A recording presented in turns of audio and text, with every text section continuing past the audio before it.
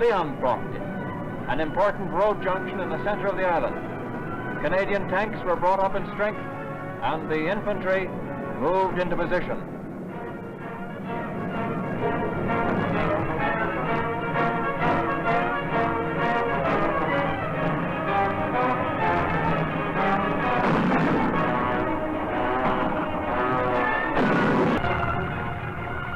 The town stands at the head of a rocky defile where the valley narrows, and heavy German mortar fire was brought to bear on the approaches. But Canadian guns and heavy mortars laid a deadly barrage to clear the way for the tanks and infantry.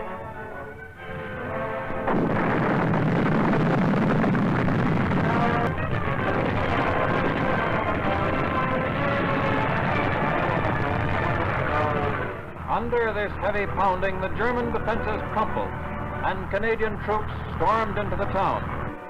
Before the town was taken, there was hand-to-hand fighting in the streets. Machine gun posts and snipers were cleared out at the bayonet point. The damage done by the bombardment was terrific.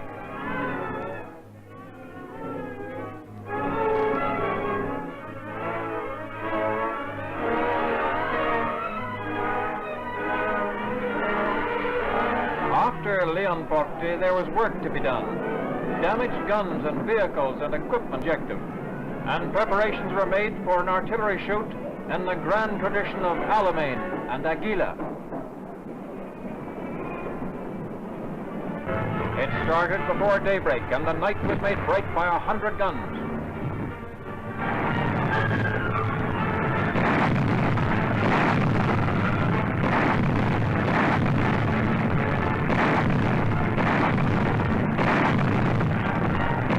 Daylight brought no relief.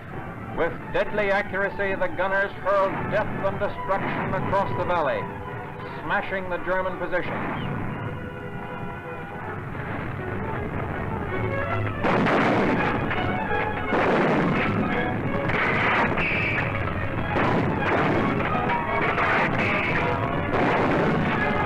A commanding hilltop made an excellent observation point from which to direct the fire, and also for Sergeant Cameraman Jimmy Campbell to do a little shooting on his own.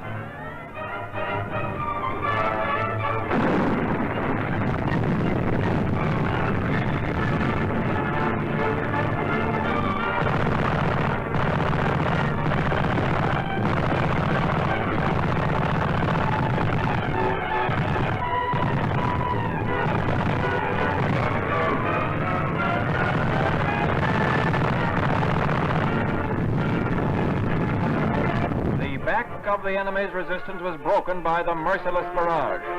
Canadians moved into yet another town, while pulverized elements of the famous 15th Panzer Division moved out. Adjira was one of the main keys to the Germans' Etna defense line, and its capture made possible the final breakthrough later on. The town had to be cleared street by street and house by house.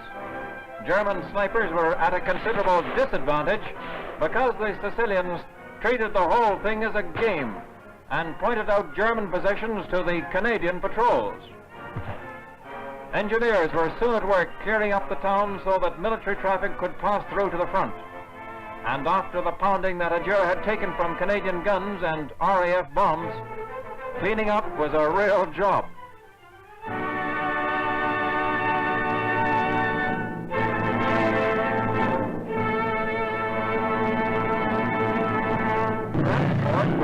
Moving forward again, as the Canadians pressed swiftly towards WW2 and Adrano. The way was littered with smashed German and Italian equipment,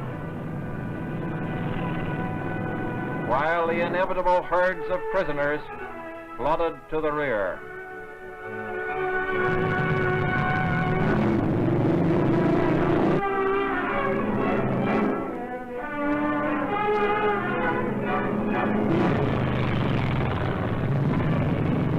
And as the Canadians reached the end of the first chapter in the liberation of Europe, the townsfolk of Adjira heard the pipes of the Seaforths of Canada.